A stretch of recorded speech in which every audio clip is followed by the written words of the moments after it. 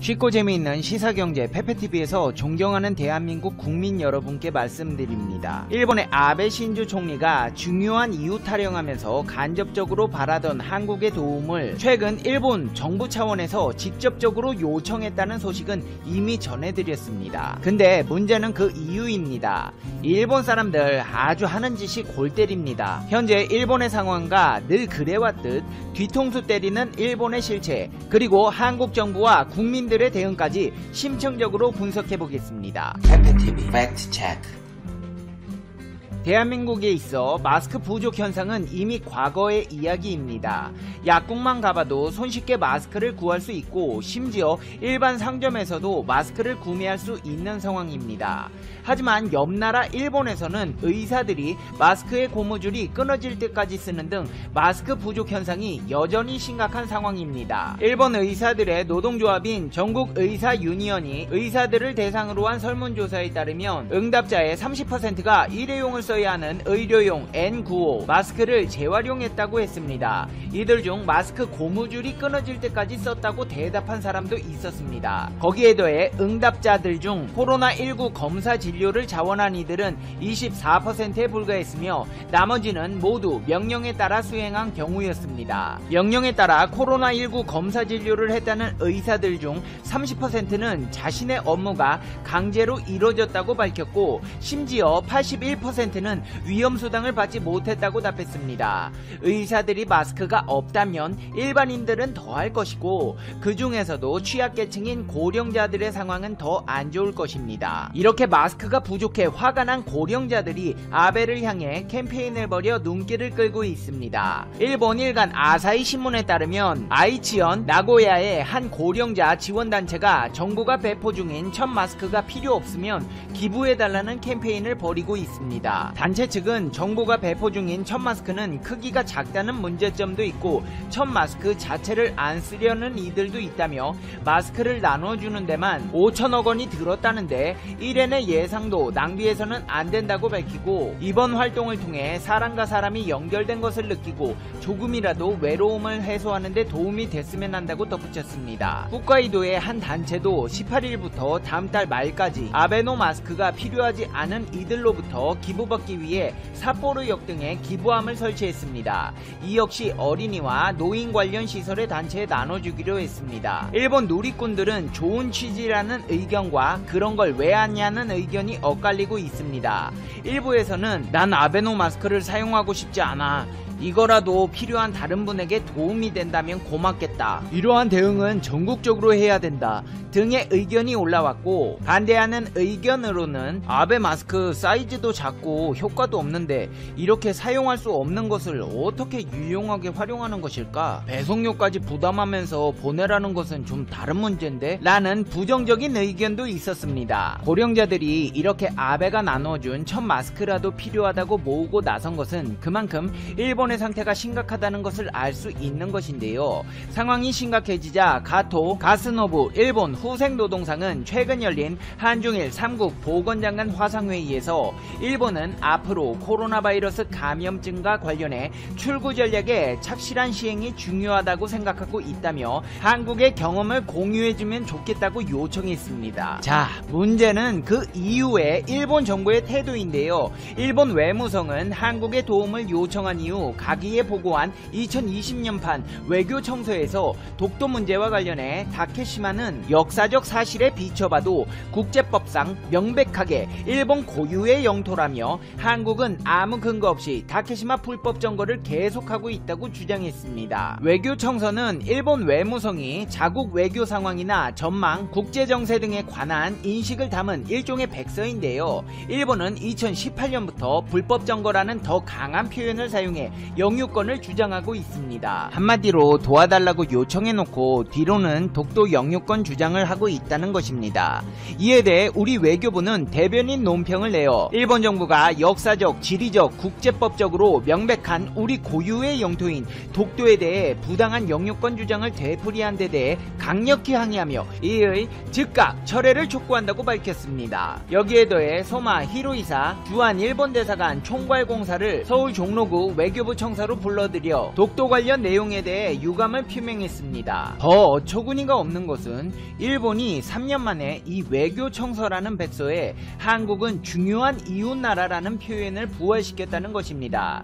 일본은 2017년 외교청서에 한국은 전략적 이익을 공유하는 가장 중요한 이웃나라라고 적었으나 2018년, 2019년에는 이를 삭제했습니다. 이번에 한국은 중요한 이웃나라가 다시 들어간 것은 강제동원, 대법원 판결 뒤 극한 갈등까지 치닫던 한일 관계가 더 악화하는 것을 바라지 않는다는 의도가 담긴 것으로 판단되는데요. 일본은 한국에 도움을 요청하고 독도는 자신의 땅이라고 주장하고 다시 중요한 이웃이라는 표현을 써서 전형적인 화전양면 전술, 즉 겉으로는 평화를 이야기하는 것 같지만 속으로는 전쟁을 준비하는 전술로 화해와 전쟁에 대한 위협을 반복하는 기본적인 전술을 구사하고 있습니다. 중요한 이웃이고 도움을 요청했으면 우리 정부가 답변을 요청한 수출규제 해제에 대해서 답변할 법도 한데 정작 수출규제에 대해선 해결책을 언급하지 않고 있습니다.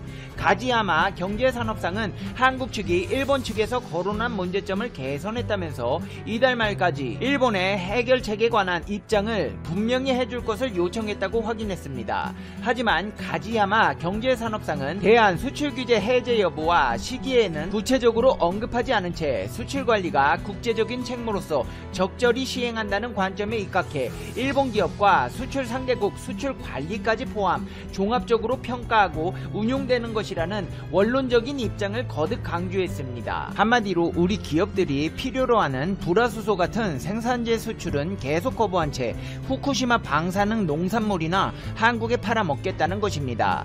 대한민국도 저 따위 이중적인 태도로 일관하는 일본에 도움을 줘야 할 이유가 없습니다. 원래는 일본 정부 차원에서 요청을 해오면 검토해보겠다는 것이 한국 정부의 입장이었는데요. 막상 후생 노동상이 직접 도와달라고 요청하자 도와줄 계획이 없다고 하고 있습니다. 대한민국 외교부는 우리 정부 차원에서 일본 정부에 대한 마스크 지원 타지는 없다고 강조하며 양국의 갈등이 마스크로 인해 한층 더 악화되고 심화되고 있는 조짐을 보이고 있습니다. 한편 아베 신조 일본 총리는 마스크로 인해 자국민들에게 비판을 받고 있는 것으로는 부족한지 자국 기업들로부터도 무시당하고 있습니다. 무슨 말이냐고요? 홍콩 사우스 차이나 모닝포스트는 일본 정부가 중국에 진출한 자국 기업의 유턴을 돕고자 적극적인 지원에 나섰지만 정작 기업들은 시큰둥한 반응이라고 보도했습니다. 일본 정부는 국가 경제를 되살리고 일본 기업의 공급망 다변화를 돕기 위해 파격적인 기업 지원책을 발표했는데요. 공장을 일본으로 되돌리는 기업에는 총 2,200억엔을 지원하고 제조 공장을 동남아로 이전하는 기업에는 235억엔을 지원하기로 했습니다. 하지만 일본 정부의 적극적인 지원에도 일본 기업들의 반응은 영 시원치 않습니다. 일본 기업 5곳을 대상으로 조사한 결과 5개 기업 모두 부정적인 반응을 나타낸 것인데요. 일본 최대 자동차 제조업체인 도요타 자동차는 정부 입장은 이해하지만 중국 내 생산 공장을 이전할 계획은 없다고 밝혔습니다. 일본의 건설자재 업체인 렉실도 세계 100여 개 이상의 제조 기지를 갖춘 유연한 글로벌 공급망을 통해 코로나19 영향을 흡수할 수 있다며 중국에서 생산시설을 이전할 계획이 없다고 밝혔습니다. 이는 중국 내에 구축한 부품 공급망을 포기할 경우 발생하는 막대한 비용 문제에 더해 거대한 중국 내수 시장을 포기하기 쉽지 않다는 기업들의 현실적 고려가 작용한 것이라고 전문가들은 분석했습니다. 기껏해서 생산 라인 다 만들어 놓고 중국에서 많은 매출을 기록하고 있는데 어떻게 그걸 포기하고 일본으로 돌아갈 수 있냐는 것입니다. 이렇게 국민과 기업들로부터 무시당하는 아베 신조가 마지막 희망으로 밀어붙이던 법안이 있었습니다. 바로 검찰청법 개정안인데요. 여러분 놀라지 마십시오. 일본 자민당의 검찰 길들이기라는 비판을 받은 검찰청법 개정안이 여론의 거센 반발로 결국 좌초되었습니다. 집권 여당인 자민당의 법 개정안이 무산되는 건 흔치 않은 일입니다. 있습니다. 이 법안을 강하게 밀어붙였던 아베 신조 총리는 리더십에 큰 타격을 입었고 지지율은 33%까지 급락했습니다. 아베 총리는 니카이 도시히로 자민당 간사장을 만난 후 국민의 이해 없이는 앞으로 나아갈 수 없다며 이 법안의 처리를 보류하겠다는 입장을 밝혔습니다. 일주일 전의 입장에서 180도 선회한 것입니다. 요미우리 신문은 내각의 입장 변경의 배경에 대해 야당과 여론의 비판을 무릅쓰고 표결을 단행하면 내각에 큰 타격이 될 수 있기 때문이라고 분석했고, 코로나 대응 실패로 비판이 많은 상황에서 검찰청법 개정안까지 무리해 처리할 경우 국민 불만이 폭발할 수 있다고 판단했다는 배경을 설명했습니다. 최근에 영상에서 소개시켜드린 대로 일본 트위터에서 검찰청법 개정안에 반대하는 트윗과 리트윗이 700만 건 이상 올라왔고, 유명 인사도 다수 참여한 것과 여기에 더해 마스오 구니히로 전 검찰총장 등 검찰 간부 출신 10여 명이 검찰 인사에 대한 정치 권력에 개입을 정당화하려 하는 것이라는 의견이 부담으로 작용한 것으로 보입니다. 한마디로 아베 신조 일본 총리가 손대는 것마다 되는 일이 없다는 것입니다.